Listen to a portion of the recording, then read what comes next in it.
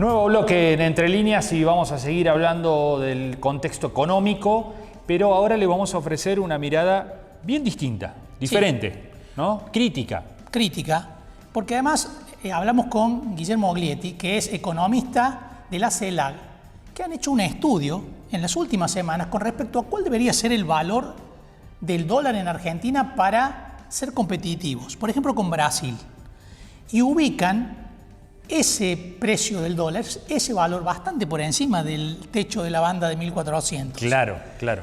Oglietti dice que debería estar en 1700 pesos para ser competitivo y permitir que Argentina pueda solucionar el retraso cambiario que ha venido acumulando en las últimas semanas, pero además es muy crítico con el modelo.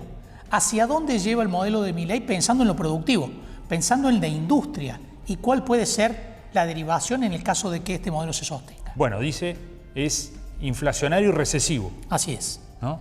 Y con efectos negativos sobre la posibilidad de supervivencia de muchas industrias y de muchas empresas. Escuchamos lo que nos decía Guillermo Oglietti.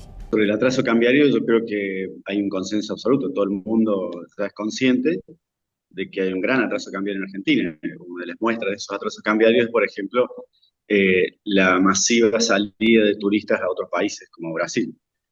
Por eso hace un mes y medio, hicimos un ejercicio de comparar precios de Brasil con Argentina, por ejemplo. Si comparás los precios absolutos, le pasás el tipo de cambio por medio, podés darte una idea de cuál sería el tipo de cambio que tendría que tener Argentina para tener los mismos precios que Brasil. O sea, hoy somos mucho más caros que Brasil.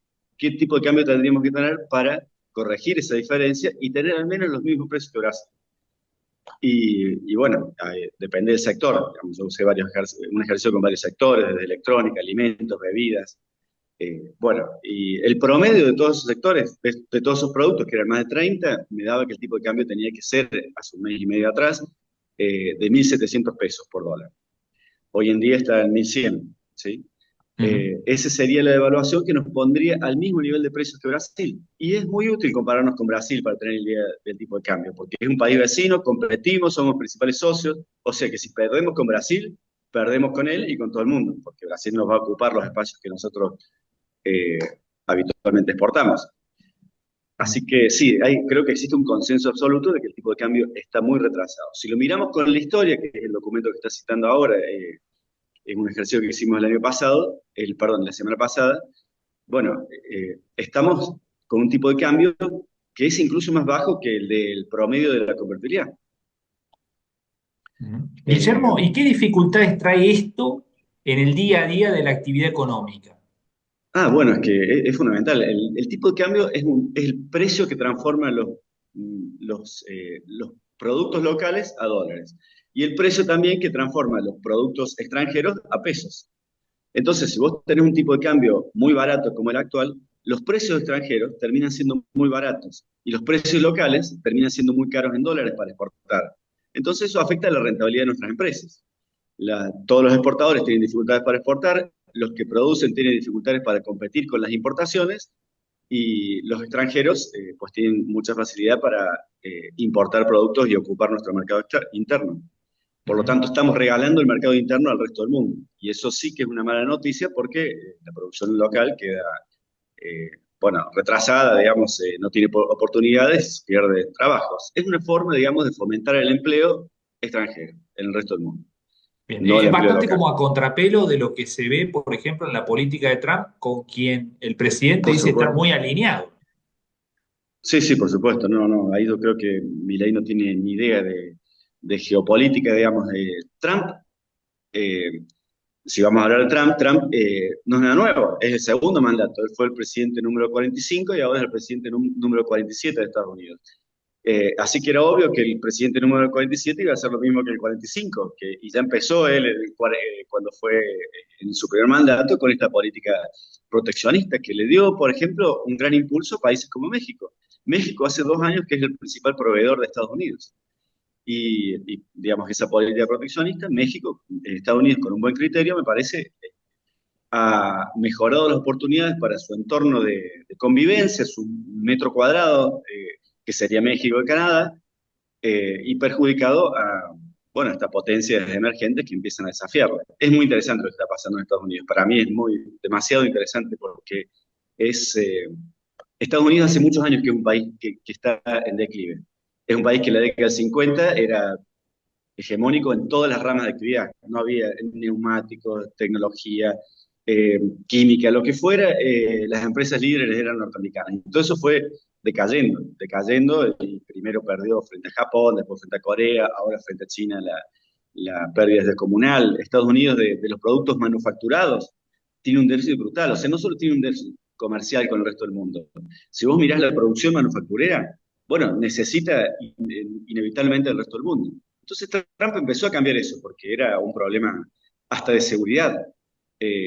Para no perder la hegemonía, esta élite norteamericana se empezó a dar cuenta de que ese modelo de globalización neoliberal, que era una regla muy básica, la globalización se entiende muy fácil como una regla muy básica. La regla es así sencilla: te permito producir en cualquier lugar del mundo y desde ahí abasteces a mi mercado, sin restricciones. Por lo tanto, las empresas, entonces con esa muy sencilla regla, se desplazó el empleo por el mundo y se fue a Asia. Básicamente Asia, porque no es que vino a América Latina, digamos, ¿sí? O muy poco llegó acá.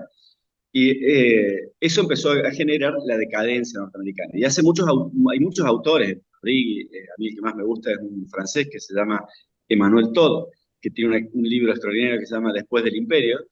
Y bueno, están mostrando la decadencia en todos los baremos, digamos, sociológicos, que van desde el punto de vista de la educación, la natalidad, la mortalidad infantil.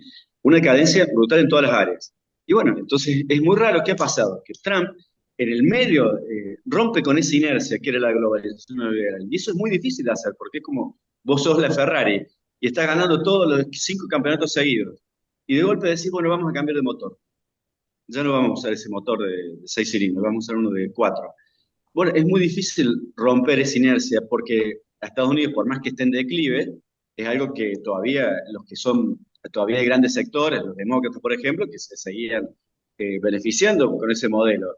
Hay grandes empresas, muchas de ellas, que se seguían beneficiando y se siguen beneficiando de ese modelo de globalización.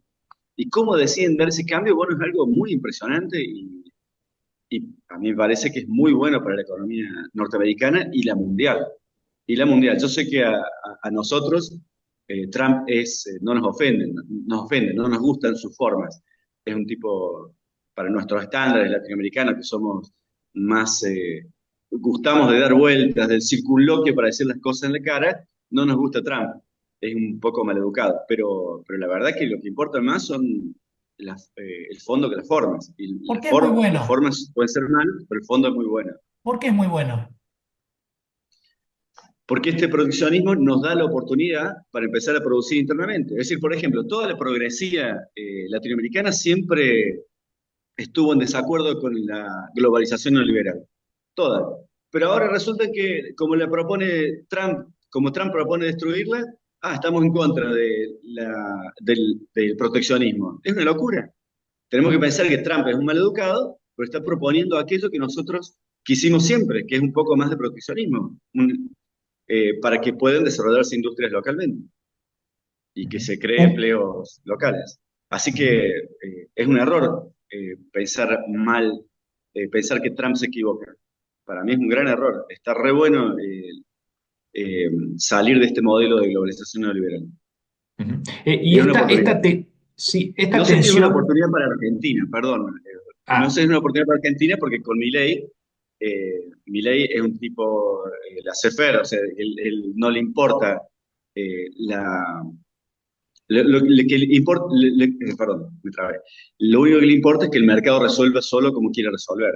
Y en estas circunstancias actuales, ¿qué va a empezar a pasar? Como Estados Unidos cierra un poco sus puertas al resto del mundo, especialmente Asia, va a haber una abundancia de oferta global y que va a buscar mercado por todos lados. Y si Argentina no hace lo mismo que hace Trump, pues va a quedar abierta expuesta y nos van a inundar de productos chinos que van a terminar agravando la situación. Ahora se necesita un gobierno proteccionista en Argentina para contener toda esa avalancha de productos que va a llover a bajo costo a destruir nuestras empresas. Por lo tanto, necesitamos otro tipo de gobierno. No sé si es bueno en este momento para Argentina con el presidente que tenemos. Eso quería decir, disculpa. Está bien. No, o sea que ese rasgo inicial del gobierno, que era de apertura total, el juego del tipo de cambio que hablamos al principio, que facilita importaciones, con este contexto internacional puede verse acelerado mucho más, digamos, la invasión de importaciones si no hacemos nada. Sí, lo único que detiene la invasión de importaciones es la crisis.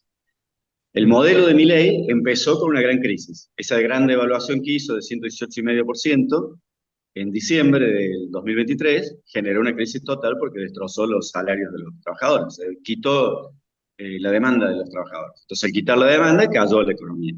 Y eso permitió generar un superávit brutal exterior. Fueron alrededor de 18.000 millones de dólares, no me acuerdo exactamente la cifra.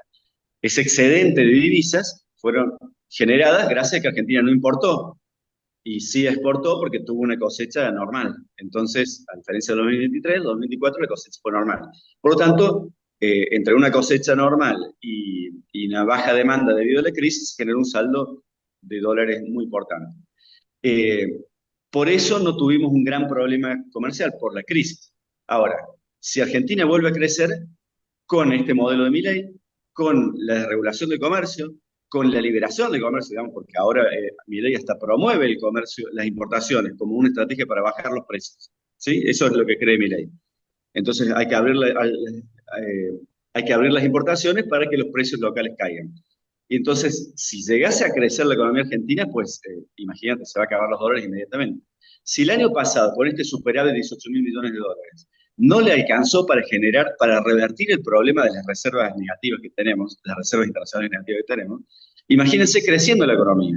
Cuando se presentó el presupuesto, ¿se acuerdan ustedes que el presupuesto para 2025 y 2026 preveía un crecimiento del 5%? Sí, 5% cada año, si no me equivoco, sí. Y bueno, eso era imposible. Yo hice ejercicios. ¿Cuánto sería, se hacen ejercicios estimando cuál sería la demanda de importaciones con ese tipo de crecimiento? No, es absolutamente imposible. El modelo de Milei necesita dólares para poder sostenerse. Y esos dólares solamente los va a generar con recesión. Por lo tanto, es un modelo recesivo. Y va a seguir siendo. Este modelo no es nuevo históricamente en Argentina. Ha habido otros modelos que apuestan a esto, ¿no? Que han apostado a esto en otros momentos históricos. ¿Qué elementos en común tienen, como por ejemplo vos mencionabas, con la convertibilidad o con el modelo de la dictadura, con esto que se está viendo ahora como esquema económico? Sí, los grandes momentos parecidos a esto son la tablita, el modelo de Martínez de Oz, digamos, la tablita cambiaria y la convertibilidad. O sea, un tipo de cambio casi fijo o casi fijo como el que tiene Milei ahora, que se evalúa un 1% mensual, ¿sí? Esos modelos de tipo de cambio rígido son muy parecidos por ese aspecto. Y el principal, ¿por qué se hace eso? ¿Por qué se hace eso? Porque si vos usan como ancla de precios, ¿sí? Para que los precios no suban, usan el tipo de cambio bajo. Como el tipo de cambio está muy bajo, los precios tienden a estancarse un poco, baja la inflación. El problema es que los daños que genere eso al sistema productivo son muchos mayores. Ahora yo te pregunto, ¿la inflación siempre es un problema de exceso de demanda o insuficiencia de oferta? ¿Sí? Siempre es ese problema. Si vos destruís el aparato productivo, estás haciendo que la demanda sea cada vez más insuficiente. Perdón, que la oferta sea cada vez más insuficiente. Ujú. Por lo tanto, no es una estrategia sensata destruir la producción o menoscabar la producción para combatir la inflación, porque tarde o temprano va a haber menos producción y más problemas de inflación. O sea que no es una solución permanente para la inflación, es una solución temporal. Parece que todo va bien, que se está eliminando la inflación y en realidad, como estás destrozando el aparato productivo, porque abriste las importaciones, porque tuviste un tipo de cambio que no les permite competir a los exportadores, tu producción termina mermando. Por lo tanto, a la larga vas a tener problemas. ¿Y cuál es el principal problema que genera este tipo de modelos? De balanza de cambios, de balanza comercial.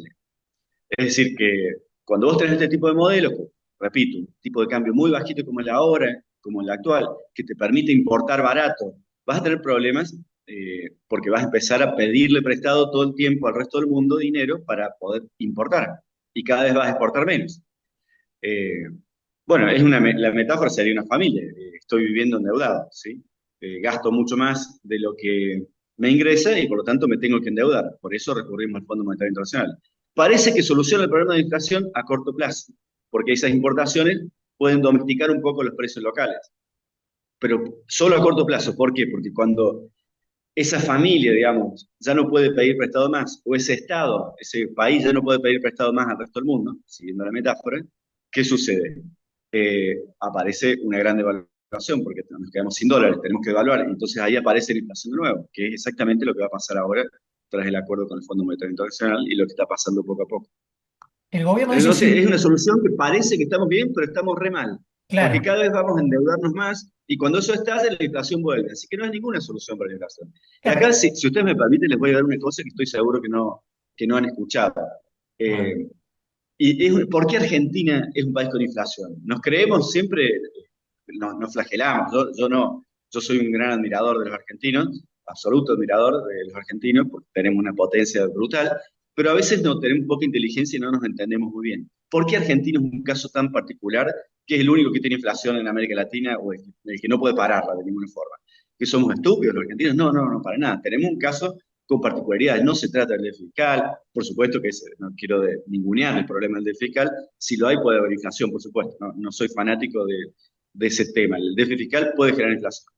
Pero ¿por qué esa particularidad de los argentinos? Bueno, en toda América Latina, lo explico ahora rápidamente, hay 3 países que tienen vocación industrial: México, Brasil y Argentina. El resto son países chiquitos, excepto Colombia, que está ahí, nunca ha tenido gobiernos, digamos, desarrollistas, ha sido más bien un productor primario.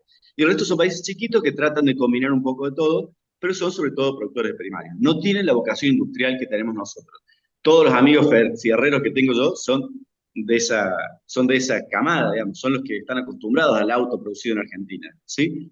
Esa vocación industrial la tienen todos esos 3 países. Ahora bien, para abastecer al mercado argentino, que es un mercado chiquito, hace falta, por ejemplo, solo una fábrica como Aluar, hace falta 2 fábricas de cemento en la escala óptima, es decir, vos agarrás la planta más eficiente para producir cemento, con 2 plantas de esas abastecés todo el mercado interno. Esos son 2 sectores que conozco bien, ponele, más o menos. En el resto de los sectores sucede lo mismo, estamos llenos de monopolios por todos lados. ¿Por qué? Porque Argentina es un país chiquito. La progresía se va a equivocar y va a decir, el problema es el monopolio, hay que destrozar el monopolio. Bueno, supongamos que le hacemos caso. Entonces agarramos a Aluar y la transformamos en 20 Aluarcitos, 20 empresas chiquititas abasteciendo el mismo mercado.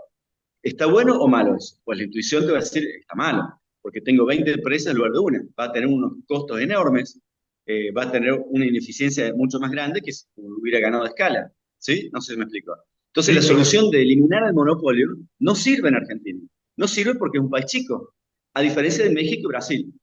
Brasil y México pueden tener 5 Aluar, 10 Aluar, 20 fábricas de cemento, 50, bueno, de leche, etcétera. No sé si me explico lo que estoy al Sí, punto claro, que estoy yendo. claro.